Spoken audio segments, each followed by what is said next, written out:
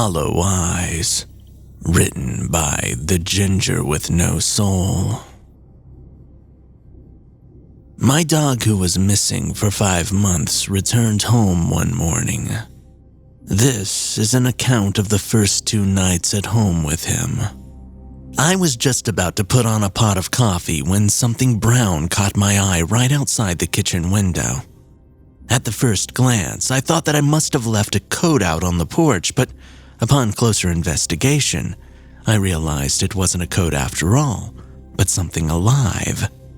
I nearly leapt through the glass when it hit me that I recognized this animal. On the porch was my dog Moose, who had disappeared one night 5 months ago.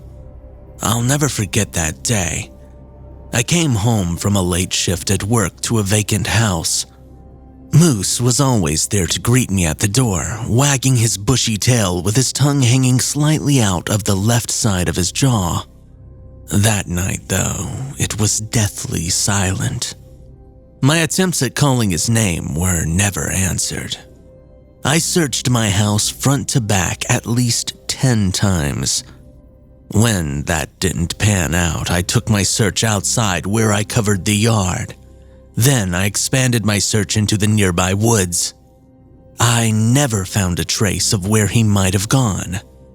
The following days were spent calling anyone that I could think of and putting up posters everywhere. But my efforts never bore any fruit. My soul was crushed. It was as if Moose had vanished into thin air. Now, though, there he was, curled up in a ball on my porch. I flung the door open with enough force that it threatened to fly off the hinges, and I wrapped him in my arms.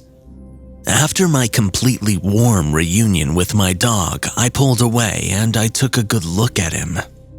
I noticed that he hadn't wagged his tail or made any sorts of noises at all like he normally did, which made me worry. Hugging him felt like I was wrapping my arms around a statue. Then I noticed something that made me scream. His eyes were gone. They looked like they had been deliberately carved out of his skull with a sharp object. Not like anything that could have been caused by an accident. A feeling of shock took over me, which slowly dissolved into rage. What kind of twisted individual would do this to an animal?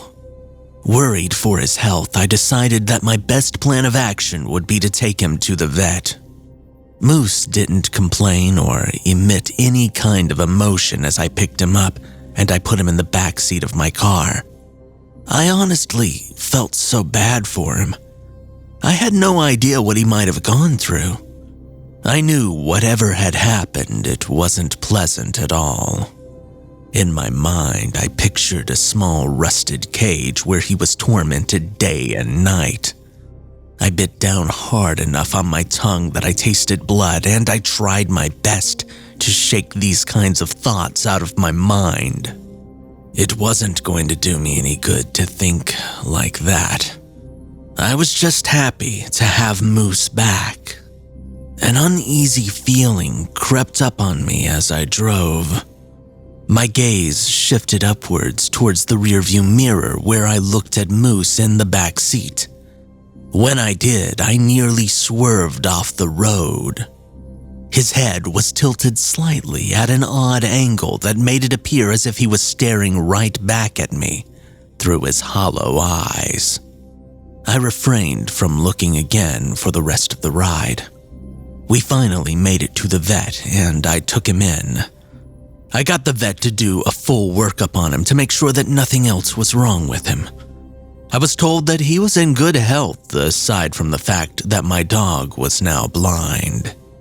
I received some medicine to help prevent any infection in his eyes and a pamphlet about living with a blind pet, with tips on ways to improve their quality of life. I finally got Moose home after the long ride where I focused all of my attention staring at the road. Letting Moose out of the car, I noticed that he seemed to have no problem whatsoever getting up the stairs and making his way into the house. This sort of freaked me out. I just assumed that he had memorized the layout because he had been there so long. That night, I double-checked every possible way out of my house to make sure that everything was locked. I didn't just get him back so that he could wander out an open window or a door. Moose tried to follow me to bed like he always did, but I let him out and back to the couch. It was harder for me to find sleep than I anticipated. The feeling of eyes on me kept me up. I kept looking through my cracked bedroom door, almost anticipating someone being there. Eventually, though, my eyes closed and I drifted off to sleep. I woke up sometime in the early morning, right as the sun was trying to breach the horizon. I reached over to check the time on my phone. Before I got to my phone, a shape outlined in my door caught my attention.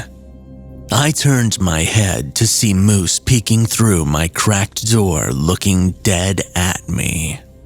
He was barely illuminated, but I could tell that something was wrong about his outline.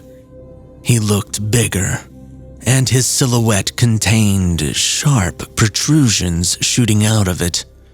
My heart rate raced upwards as I took in the sight before me. I guess he somehow noticed me looking because he slowly disappeared past the door. I heard floorboards bend and creak as he made his way back down the hall. I laid in my bed well after the sun came up. I cracked my door and I tiptoed to the living room where I saw Moose sitting at the front door. He looked just like he should. I felt like a fool for being scared of my own dog. His head turned as I entered and I walked over to pat him on the head. I was relieved that I didn't walk in to see some mutated horror that was once my dog. I tried to shift the blame onto me for still being half asleep. A little while later, I got ready and I left for work. Before I did, I made sure that Moose had some food and water, and then I told him goodbye, and I left for my shift. The whole time that I was at work, I couldn't help but think back on what I had seen that morning. I was just seeing things, right? When I pulled into my driveway that afternoon, I saw Moose looking out through the living room window directly at me. I say looking because the way that his head was facing the window, peering out at me in my car, it was like I could feel his gaze on me. I tried to ignore the goosebumps breaking out all over my body as I got out of my car and headed for the front door. I watched the window as my foot landed on the first step and Moose hopped down from the window. I knew where he was heading. Right as I opened the door, Moose was there. I was happy for a moment because it reminded me of how it always was before he vanished. I walked past him and gave him a pat on the head and told him that he was a good boy. Sure, he unnerved me a little bit, but I could never be scared of Moose. I still remember the day that my parents brought him home from the shelter. Since then, he's always been by my side. The rest of the evening was uneventful. I cooked dinner and gave Moose a healthy scoop of dog food that he practically inhaled. Me and Moose sat in the living room with a movie playing. I had the weekend off, so I had a few drinks during the movie. I noticed that Moose was acting strange. Looking over at him, he was stiff as a board, peering out the window into the night. It was like he was seeing something out there. When the movie finally ended, along with my drinks, Moose was still looking outside. I figured that I would give the yard a once-over with the flashlight, just to calm my nerves. I grabbed the flashlight I kept under the sink and I opened my front door to peer out into the abyss that my yard became after sundown. My house is positioned a good ways off from the road, so the street lamp's glow doesn't reach it. I scanned the tree line, trying to see if anything was out there. Staring out felt as if the trees themselves were looking back at me. After a few moments of scanning back and forth, I gave up. Whatever had Moose so spooked was beyond me. I got back inside and I was getting ready for bed while Moose was still looking out the window. The only time that he got up was to follow me into my bedroom, where I walked him back out to the couch and told him good night. That night, I woke up to Moose barking. I leaned over to grab my phone, which told me that it was 3:15 a.m. I hurried out of my room, but I froze halfway down the hallway. There was something off with Moose's barking. It was like he was reaching a lower octave with each bark. It didn't sound like it used to either. There was something predatorial about it. I slowly reached the end of the hall and I peered around the wood paneling to get a look at where Moose was. When I saw Moose, I nearly cried out, but I stopped myself with a hand over my mouth. He looked as if he had put on at least 50 pounds, but that wasn't all though. His back was arched upward like a cat when it's scared, and parts of his spine had broken through the skin. Each exposed vertebrae was sharp and serrated. His teeth were bared and his mouth curled into a snarl. I was so close to his bark now that it seemed to shake my very being. His attention wasn't on me though.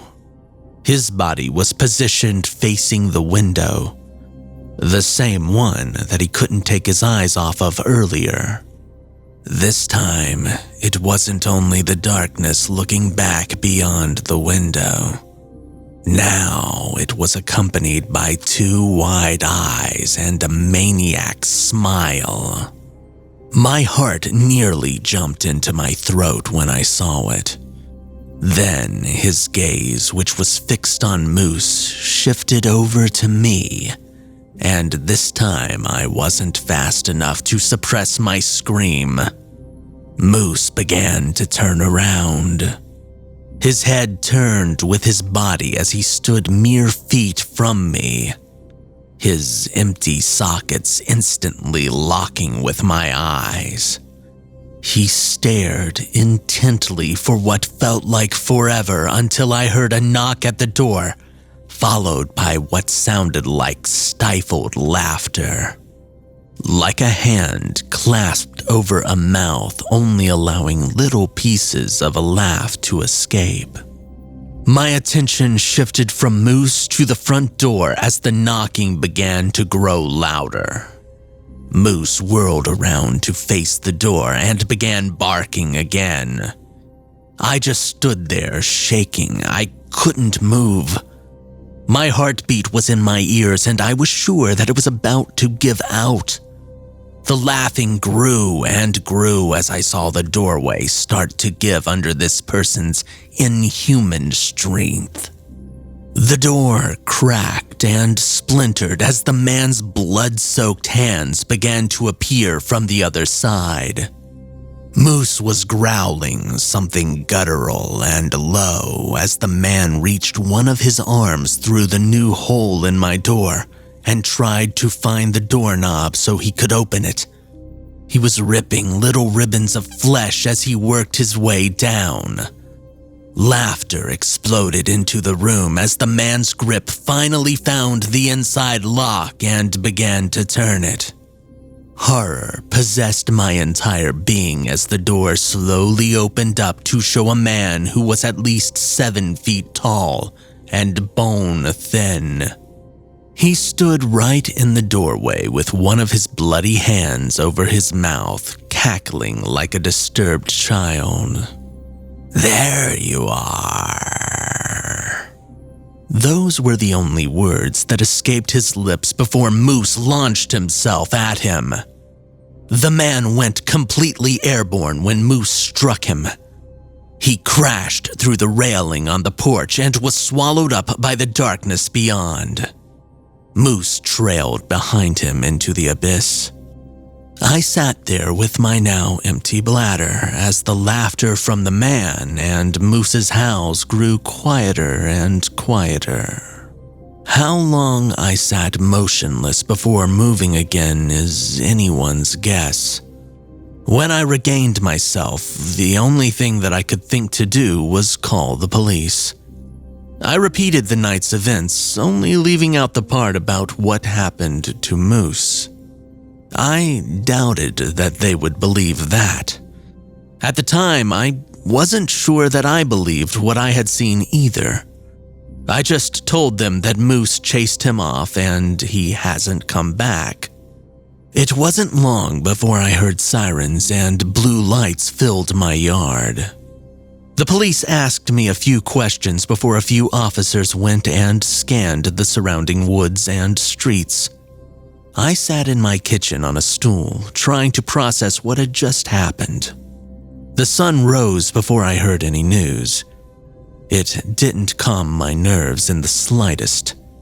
I was told that they found signs of a struggle in multiple locations, but they never found the man that I described. There was also no sign of Moose either.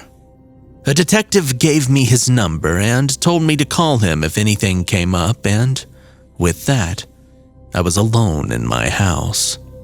Trying to do anything that would help me not be alone with my thoughts, I decided to go and pick up a new door. There was no way on earth that I was sleeping without one. Well, that's if I could even sleep at all. After a long and quiet trip to Lowe's, I came home and I started my work. It was slow at first as I had no carpentry experience whatsoever. Along with last night's events playing on an endless loop in my mind, I found myself worrying about Moose. I was scared senseless the moment that I saw him, but somehow I still thought of him as my dog. That night, it felt like he was trying to protect me. I hoped that he was okay. I wanted him back home, even though I knew that he wasn't the same dog that I had known before he disappeared. I finished putting in my new door the best that I could. I was honestly proud of myself. It actually turned out better than I had hoped. The remainder of the day was spent periodically checking outside and doing chores around my house to quiet my thoughts. I had just finished eating dinner when I heard movement on my front porch. It was muffled behind the door, but I could tell that something was there. Slowly raising to my feet, I grabbed a knife from the kitchen, seeing that man's crazed eyes and smile in my mind. My heart rate quickened as I held my breath while creeping up to the door. I was trying my best to stay calm, but I was losing the battle. I slowly looked through the peephole in the door and dropped the knife to the ground. I didn't see the man from the night before. Instead, Moose was lying curled up on my welcome mat. All fear that I had of him drained out of me as I opened the door and wrapped him in my arms, just like I had done when he showed up a few days ago. There were cuts all over him and a large gash in his leg, which I quickly wrapped up the best I could. Moose laid on the floor panting as I made him a meal and called the vet, completely forgetting that they weren't open. I just sat with him for a while to make sure that he was okay, until I noticed that he had fallen asleep. It's been a few weeks now, and me and Moose are almost inseparable. Slowly, as time passed, he began to act more lively, like he was before he vanished.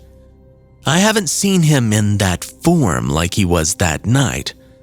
I still think about it every once in a while. But then I take a good look at him, and honestly, it doesn't really affect me anymore. I know Moose would never hurt me. Every night, I still make sure my house is secure. Not to keep Moose in, but to keep whoever showed up that night out. The police never found the man. I still dream of that face in my window, and it makes my blood turn to ice. There is one more thing that's changed. After that night, I no longer bar Moose from my bedroom. He follows me in and lays on the new dog bed that I have placed right beside me.